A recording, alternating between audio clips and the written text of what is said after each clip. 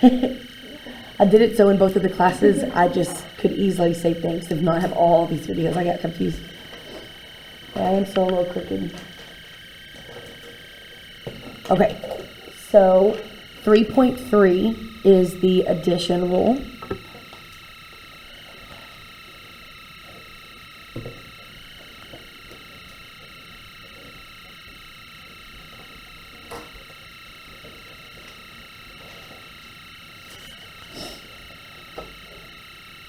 Okay. And to understand the addition rule, what we need to do is first define what mutually exclusive events are. So mutually just means like at the same time. Exclusive meaning like, so inclusive is like it includes everybody, right? Like no one's left out. Exclusive is like you're being left out. Like your name has to be on the list. So they're mutually exclusive. It's like they kind of have nothing to do with each other. Okay. They're both mutually exclusive. So at the same time, they're both exclusive.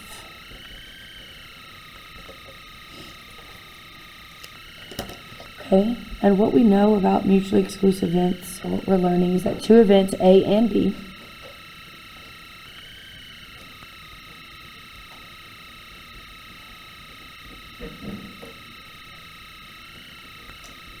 cannot occur at the same time.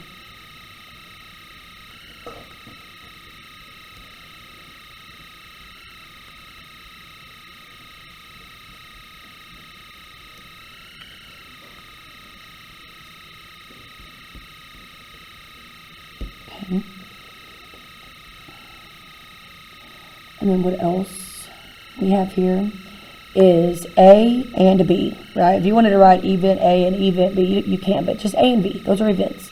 A and B have no outcomes in common. Okay, like that's literally what makes them mutually exclusive.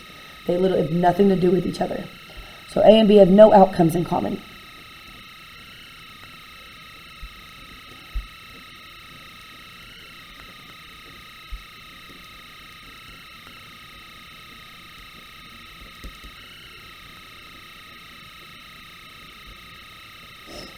Okay.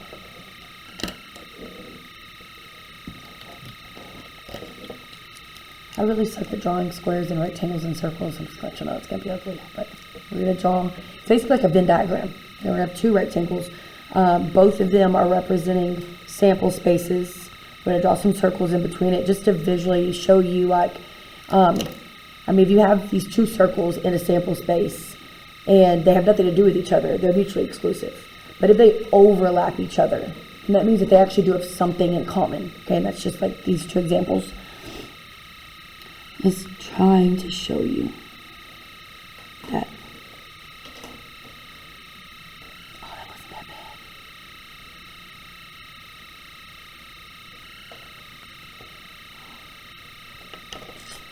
bad. I'm pretty impressed.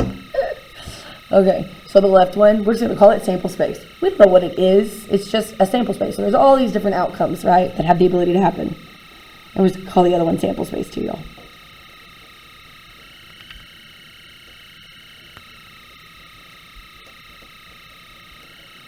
Now on the left sample space, this first one, I have this event that occurs within the sample space, and we're going to call it event A. So you're just going to put like a capital A next to it. And then right here we have event B. Event A and event B, those circles are not overlapping because they quite literally have nothing in common, right? And so these would be considered mutually exclusive.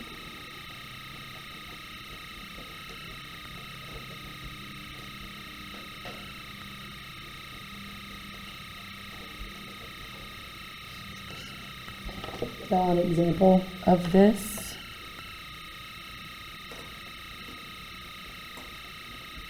Event A, rolling a 3. Event B, rolling a 6. A 6 cannot be a 3, right? And so because of that, those two things are mutually exclusive.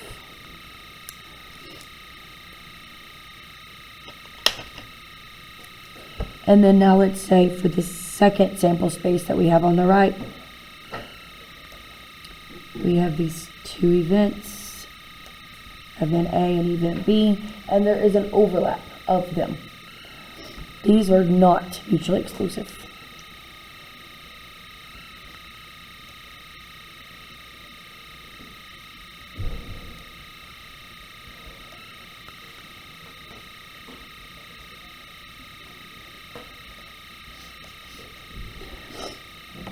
Okay, now an example of this, say event A is selecting a male student, and event B is selecting a math major. Obviously, these problems are kind of wordy. The examples, you're being told a whole story, right? There's a class filled with this many students and this many different majors, and then you have genders, and then what's the probability of selecting this and that? Well, if you could actually do both of them at the same time, that means that those events have something in common, right? I have the ability, especially in a math class, to select a male student and that male student also be a math major, right? They're not mutually exclusive. They can occur at the same time, okay? Ow. Good. Now we're gonna kind of like break down the actual formula that you'll use when you're given a problem like this, okay?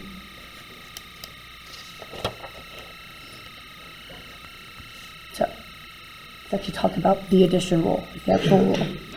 So addition rule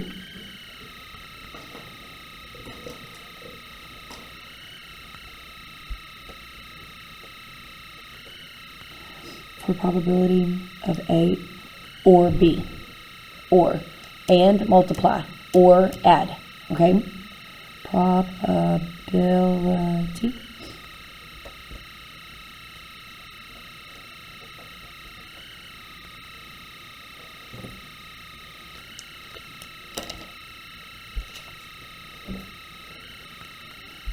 what we use,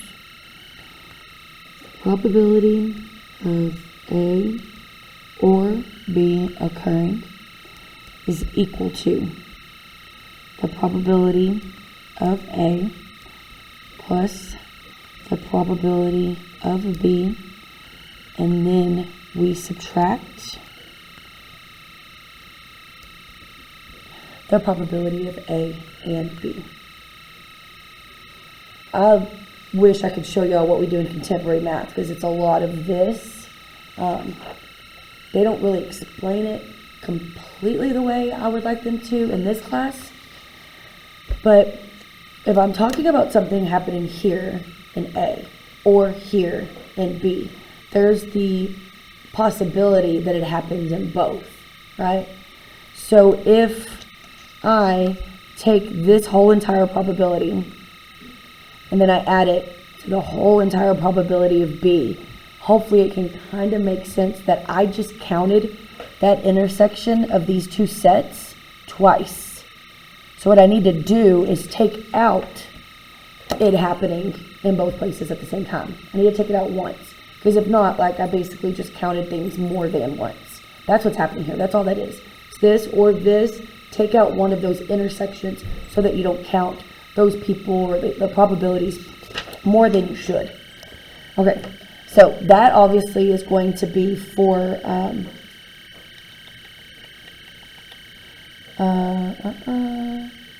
oh, I don't know why it took me forever, like my brain stopped working. So I use this sample space for a reason, not mutually exclusive events. That's this. So I'll put a little note here. This is when they're not mutually exclusive. They could have that overlap. They could have that intersection. I want this or this, and then take out the intersection once. So we'll put on here for not mutually exclusive events.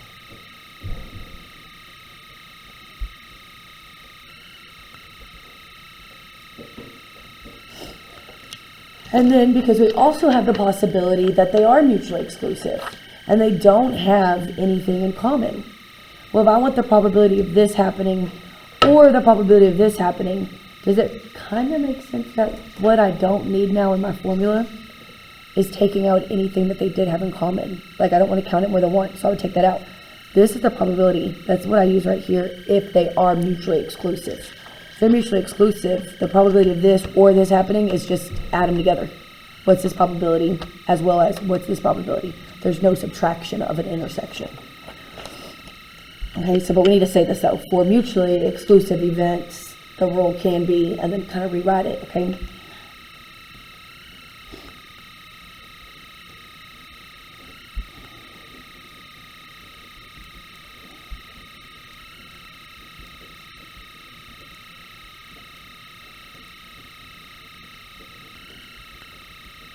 I wrote can be simplified, so it matches the other page I wrote to begin.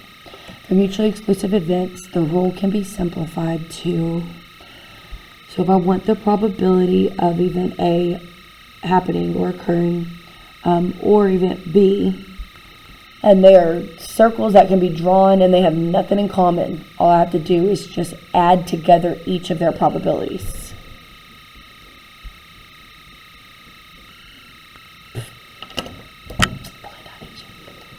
I meant to do probability of B, but I wrote B. B of, then I wrote, so I can tell when I get excited, my handwriting gets, I get real, so I write real fast.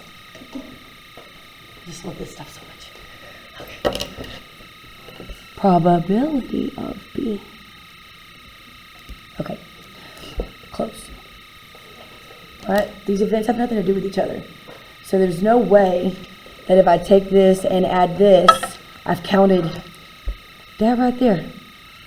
I've counted those people or that happening more than one time. That's why I've got to take it out once. This one right here, they have nothing to do with each other. So just what's this as well as this, add them together. Okay, let's do this example. I have 1, 2, 3, I have 4 examples. What's the time? Okay, so let's maybe do this example. I always talk about it all the time. And then we'll go take our break. We'll come back and then I'll do a video of just the other remaining examples. Okay.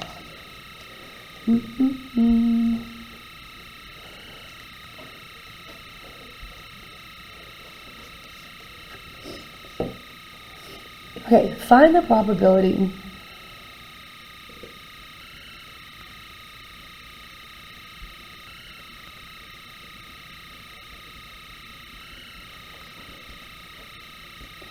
that you select a 4 or. If you notice all the previous problems in the multiplication we kept saying and then, and right now we're saying or is addition, or an ace. Y'all, the answer is no. Can an ace be a 4 at the exact same time? No. Can a 4 be an ace? No. Those would be mutually exclusive. A card cannot be a 4 and at the same time be an ace, right? So these are mutually exclusive events. So we want to figure out the probability of selecting a 4, and then we're going to add to that the probability of selecting an ace, and then that's it. Right? They didn't have anything to do with each other, so I don't have to take out anything to keep from overcounting. Okay, so I'm going to write mutually exclusive. Literally, I said a 4 cannot be an ace. It is as simple as that. Okay.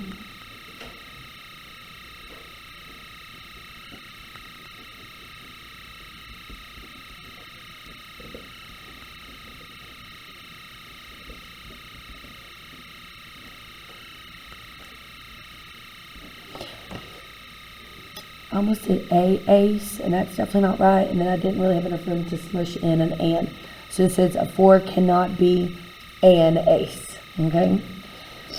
I don't have this example in here, but my mind just told me, when would this be not mutually exclusive? It would be like, what's the probability of selecting a face card or maybe like a card worth, I'd say like a face card or an ace. Face card's not ace. A queen or a face card, right? Because queen is a part of all 12 face cards, and then it specifically wants to know queen. Like those, there is an overlap there, okay? So for this one, we have probability of 4 or ace. I've already said that they're mutually exclusive, and so what I do here is I take the probability of a 4 or, which is add, probability of an ace. Okay, and then how many 4s are in a deck of cards?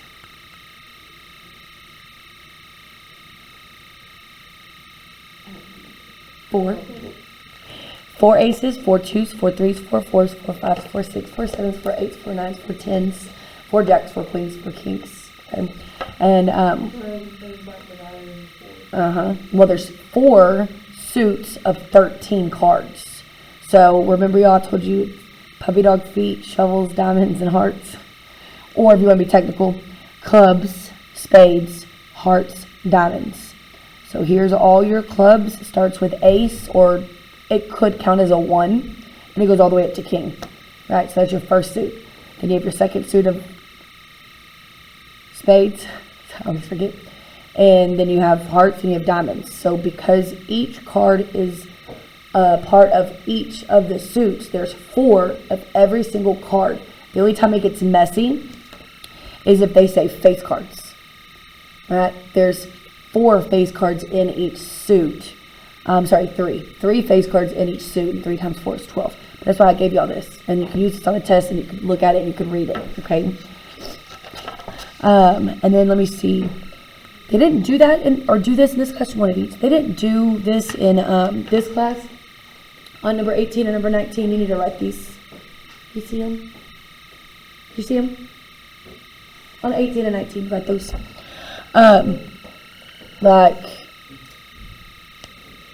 Actually, I think we might see it. So I'm not going to explain it now because I don't want to confuse myself or y'all. But maybe it does say something like cards worth 10 or 11 points, right? Like 10s are all of your face cards. That would actually include the number 10, 4 of those, and then or 11, that's your ace. Like it's just, you have to really pay attention to the wording. Okay, so there are 4 cards. Remember, it's outcomes in your event over total outcomes. I'm talking about probability. This is my event of getting a 4, and there's 4 of them. Total cards are 52 cards. And then I'm going to add to that the probability of getting an ace. How many aces are in a deck of cards? Also 4, right? So the probability of that is going to be 4 over 52. And I mean, me just looking at that, it's addition here now, right? Now, if you want to just do it by hand, the denominators have to match. This example, they do. It would be 8 over 52. And then here's where I would use my calculator, which would tell me it's approximately a 0.154 chance.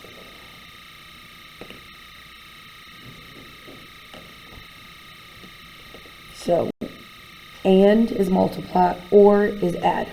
Okay, those are the differences.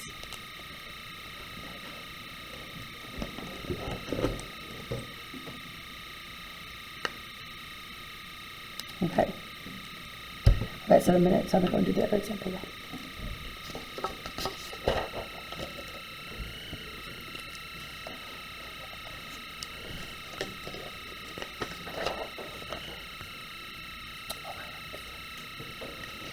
So this one reminds me of my contemporary math class. Like this is very similar to what we do in there, so that's why I like this. And usually when I say I like these, or I like this, or it's like free advice to understand it and know it. Like, you know, for a test or something. Probability. Find the probability of rolling. And we did something like this the other day, but it was, you know, with another section, so it doesn't use all of these exact same words. Rolling a 3 or, not and, it's not the multiplication rule, it's the addition rule, because it says or, an odd number. Well, let me go ahead and show y'all this visually. The sample space here is me rolling this die, correct? And the two different things that they're talking about is rolling a 3, right? And then what else?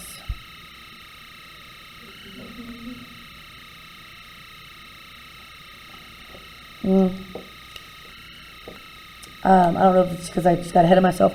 Rolling a, should say number less than 3. Okay, so rolling a number less than 3. So not just 3, just rolling a number less than 3, or, and yes, y'all are right. I just paused because I saw my mistake when I looked at my key. Find the probability of rolling a number less than 3, right? That's one of my events, correct? Or rolling an odd number. Now, if you think about the numbers that are less than 3, that's 1 and 2, right? And so that overlaps with being odd, because 1, while it's less than 3, is also odd. So whenever I draw these events in my sample space, they're not mutually exclusive. They actually have an overlap. Okay? My two events are odd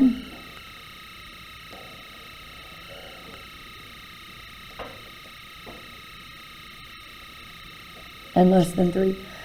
And I actually just wrote it all out in there. That's what I didn't see when I first looked down, y'all. Let me see how this peak is.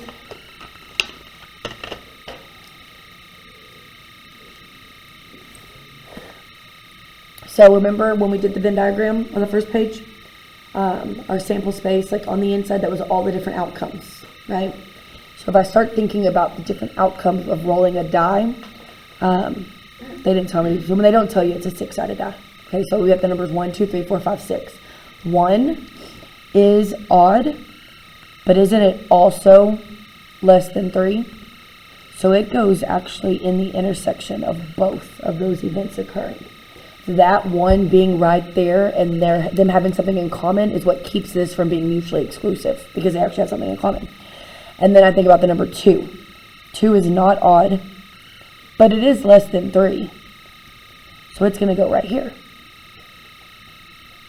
It's going to go in this circle that says less than 3, but it does not go in the intersection of these two events. And then the number 3, that's not less than 3, but it is odd. 4 is not less than 3, and it's not odd. It's still an outcome that I could end up getting when I roll, right? So it has to be a part of my sample space. 5, if I put it here with the 1, I would be saying it's odd as well as less than 3, and that's not true. So I only want to put it where it says odd. I do not want it to have anything to do with the other event, because it is not less than 3. Then where do y'all think 6 is going to get written? Huh? With the 4. And y'all, I mean, if this is like on your own notes, it doesn't matter where you write it. You just need to understand that this is a visual representation, right? That I love. Okay, so are these events mutually exclusive?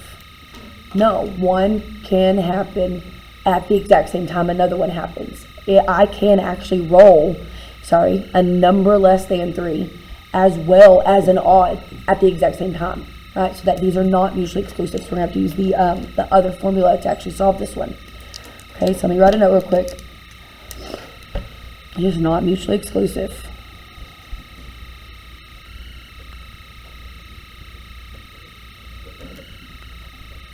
And then I kind of know how much room this is going to take, y'all, so I'm going to go down here. I'm kind of writing all the words, and it's not little. Okay, so if I'm going to solve the probability of, can I do this, y'all? A number less than 3. So I love me enough to do that. instead of writing Numberless, and then it's a number less than 3, or odd. And it is an event that is not mutually exclusive.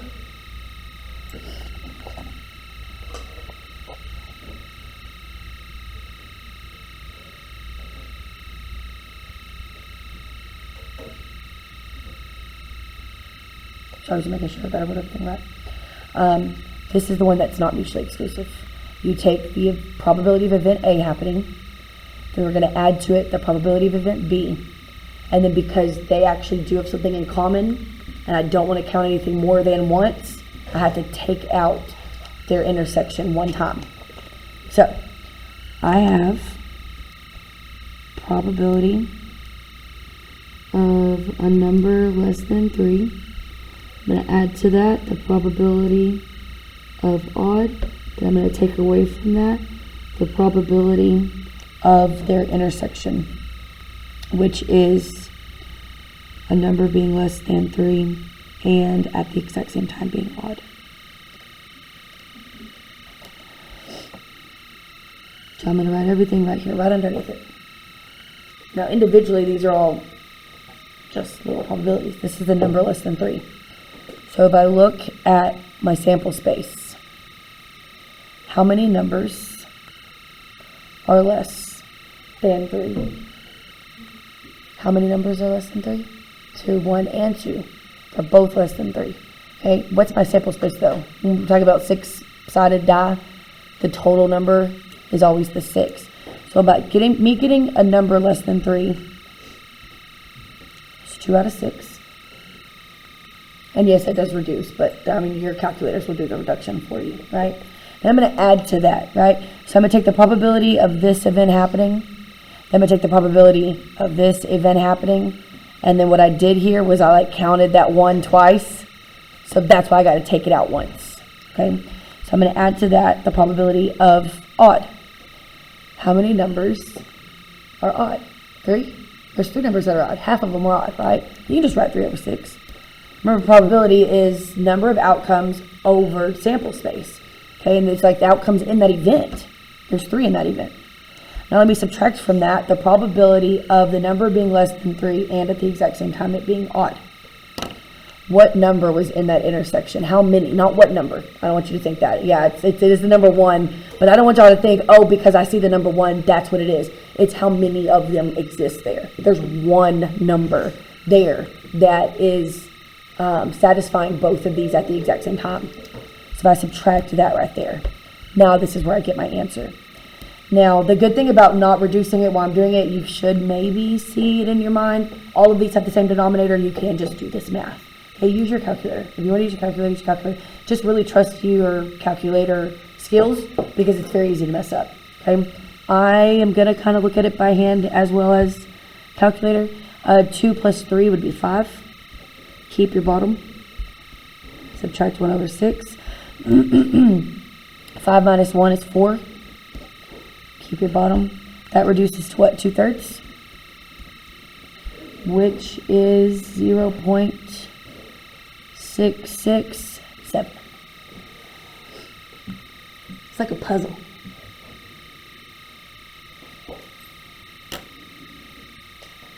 Okay, y'all. Gonna go ahead and take our break.